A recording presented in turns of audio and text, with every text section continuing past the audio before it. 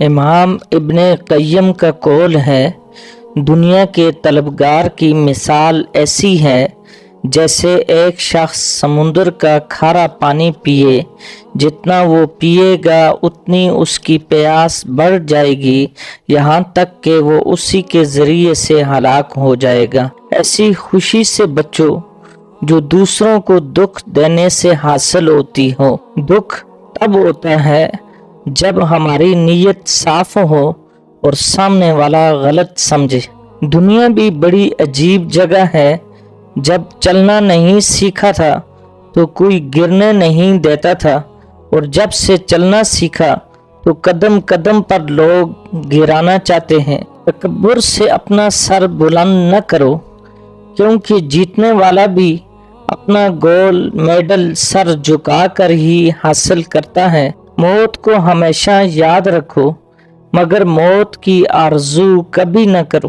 حضرت عائشہ صدیقہ رضی اللہ تعالی عنہا نے فرمایا، موت کو کثرت سے یاد کرو، اس سے دل نرم ہو جاتا ہے۔ نماز فجر آپ کی خوبصورتی میں اضافہ کرتی ہے، نماز ظہر رزق میں اضافہ کرتی ہے، نماز عصر آپ کی صحت میں اضافہ کرتی ہے، نماز مغرب آپ کا مستقبل سنوارتی ہے، نماز عشاء آپ کو سکون کی نیند سلاتی ہے۔ کبھی بھی کامیابی کو دماغ میں اور ناکامی کو دل میں جگہ نہ دینا، کیونکہ کامیابی دماغ میں تکبر اور ناکامی دل میں مایوسی پیدا کر دیتی ہے۔ اپنے ضمیر کی عدالت میں ضرور جایا کرو، کیونکہ وہاں کبھی غلط فیصلے نہیں ہوتے۔ انتقام کی قدرت رکھتے ہوئے غصہ پی جانا افضل ترین جہاد ہے۔ اللہ کی نعمتوں پر شکر اور مصائب پر صبر کرنا ہی مومنین کی نشانی ہے۔ جس مقام پر تم اللہ سے شکوہ کرتے ہو، وہ مقام دراصل صبر اور شکر کا ہوتا ہے۔ صبر اور شکر ایسے اثاثے ہیں جو کامیابیوں کا ڈھیر انسان کے قدموں میں لا کر رکھ دیتے ہیں۔ توبہ ماضی کو بدل دیتی ہے، شکر حال کو، اور صبر مستقبل کو۔ مذہب کے نام پر ہمارے لوگ اتنی عبادت نہیں کرتے جتنی نفرت کرتے ہیں۔ اس شخص کو کوئی نہیں بدل سکتا جس کو اپنے اندر کوئی غلطی نظر نہ آتی ہو۔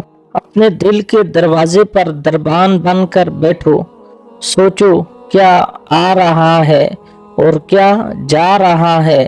اگر دل میں رکھنے کے قابل ہے تو رکھو، اور اگر نہیں تو نکال دو۔ مفید چیز مقدار میں بڑھ جائے تو غیر مفید ہو جاتی ہے۔ ہم لوگ عجیب حال میں ہیں، گھر میں مادری زبان بولتے ہیں، محفلوں میں اردو اور دفتروں میں انگریزی اور عبادت عربی میں کرتے ہیں۔ اگر آپ کچھ نہیں کر سکتے تو کسی بدحال اور پریشان شخص سے اس کے دو لفظ سن لو، آپ اس کی باتیں سنتے جاؤ، تھوڑی دیر بعد دونوں ہلکے ہو جاؤ گے۔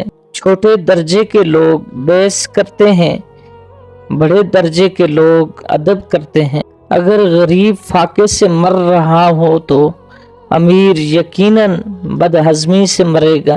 نہ پسندیدہ انسان سے پیار کرو تو اس کا کردار بدل جائے گا۔ آپ کے دنیاوی محبوب کی کوئی تعریف کرے تو آپ مہربان ہو جاتے ہو، اللہ کے محبوب کی تعریف کرنے والے پر اللہ مہربان نہیں ہوگا۔ فضل یہ نہیں کہ آپ موت سے بچ جاؤ، بلکہ فضل یہ ہے کہ موت آسان ہو جائے۔